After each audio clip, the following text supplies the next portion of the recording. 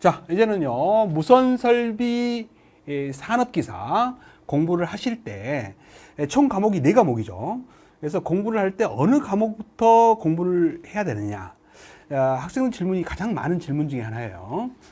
처음 준비하시는 분들이 대다수죠. 처음 준비하시는 분들은 처음 1과목부터 공부를 해야 되냐, 아니면 어떤 특정 과목부터 공부를 하는 게 더 효율적이냐, 많은 질문들을 하십니다.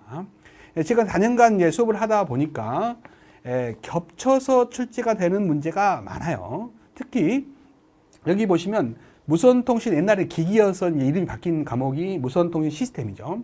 여기 나와 있는 어떤 변복조 이론 같은 문제가요, 디지털 전자회로죠. 여기에 한 3문제 정도가 고정으로 나와요.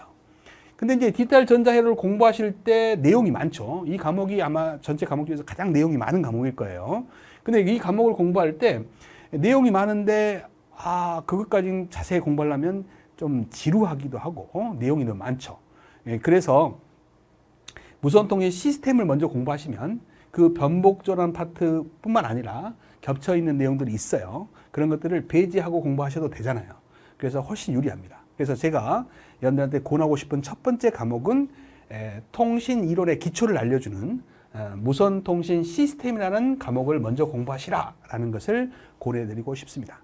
그 다음에 우리가 이제 공부하고자 하는 의욕이 처음에는 많잖아요. 근데 한참 하다 보면 지루하기도 하고 좀 포기하기도 하는 사람도 있고 그렇게 되죠. 그래서 의욕이 많을 때 좀 어려운 과목을 먼저 해결하는 게 좋아요. 그래서 양이 많은 디지털 전자회로 과목을 두 번째로 권해드리고자 합니다. 자, 이 디지털 전자회로는요, 사실은 고득점을 맞을 수 있는 과목이에요. 학생 여러분들이 좀 어려워하는 과목인데도 불구하고 문제는 어렵게 되지 않습니다. 특히 순수한 회로 쪽으로 문제는 어려운 문제를 내긴 하지만 많지 않아요. 한 2-3문제를 제외하고는 평범한 문제를 냅니다.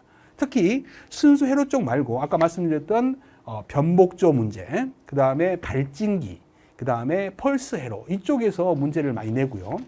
그 다음에 여러분들 쉽게 이제 비교적 공부할 수 있는 디지털 파트에서 문제가 3문제에서 4문제가 고정으로 나오죠. 그래서 그런 문제만 맞춰도 기본 꽈락은 면할 수 있는 과목이 디지털 전자회로예요. 근데 제가 이제 꽈락을 면하라는 건 아니에요. 우리가 공부를 열심히 하다 보면 디지털 전자회로는 쉽게 출제가 비교적 됩니다. 그래서 12개 이상의 고득점을 얻을 수 있다는 거죠. 충분히. 그래서 공부를 열심히 하신 분들은 15개 이상도 맞고 뭐 17개, 18개도 맞은 분들이 많습니다. 그래서 이 디지털 전자회로가 시간이 없을 때 공부를 하게 되면 분량이 많으니까 신경이 많이 쓰입니다. 그래서 먼저 공부하시길 바랍니다. 그 다음에 이제 여러분들이 가장 어려워하는 과목 중에 또 하나가 있어요. 안테나 엔지니어링 과목이죠. 저는 뭐 거의 30년 가까운 세월 동안 이렇게 안테나를 가리키다 보니까 너무 쉬워요. 나오는 게 너무 정해져 있는 것 같고 나오는 문제마다 뭐 굉장히 쉬운 문제들만 낸다라는 생각이 좀 듭니다. 물론 한두 문제는 빼놓고요.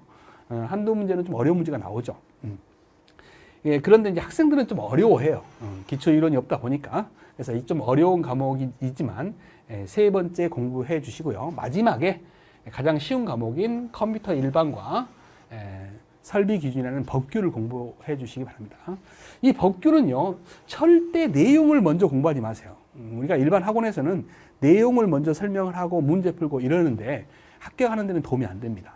내용을 다 들으시더라도 문제 적용하기가 힘들어요. 그 내용이 많기 때문에 외울 수가 없죠. 법이라는 걸 다 외울 수가 없잖아요. 반대로 하시는 겁니다. 기출문제를 통해서 문제를 먼저 푸시고요. 중요한 문제의 내용을 숙지하시는 게 더 좋아요. 그래서 해설이 잘 나와 있는 교재를 선택하시든지 아니면 동영상 같은 강의를 통해서 문제풀이를 먼저 하세요. 그것도 최근에 나와 있는 문제가 다시 나올 가능성이 더 높습니다. 그래서 과거의 문제보다는 최근 문제를 더 빨리 풀어보시는 게 좋아요. 그래서 최근의 문제부터 뒤로 가는 순서로 공부해 주시는 게 무선 설비 기준을 공부하는 방법이에요. 절대 이론을 먼저 공부하지 마시라겠어요. 문제풀이를 바로 들어가셔야 돼요. 들어가셔서 문제를 풀어본 다음에 그 해설에 나와 있는 내용을 숙지하시는 게 좋다. 그래서 매번 나오는 문제들을 정리하세요. 자주 나오는 문제가 또 나올 가능성이 높아요. 그래서 자주 나오는 문제들을 별표해가지고 그런 문제들만 꼽아서 공부하시게 되면 효율적으로 짧은 시간에 무선 설비 기준을 공부하실 수 있다. 그래서 무선 설비 기준은 100점 맞으려고 공부하시면 안 됩니다. 10문제 정도 나오면 그 중에서 한 7문제 정도만 맞는다고 생각하고 공부하셔야지 100% 공부하신다고 생각하시면 안 돼요. 100% 이해하고 공부한다고 하면 시간이 너무 소모가 많이 됩니다. 그래서 효율적으로 공부하시기 바랍니다. 자, 이렇게 여러분들 공부하는 과목 순서를 제가 소개해 드렸습니다. 조그만한 도움이라도 됐으면 좋겠습니다. 감사합니다.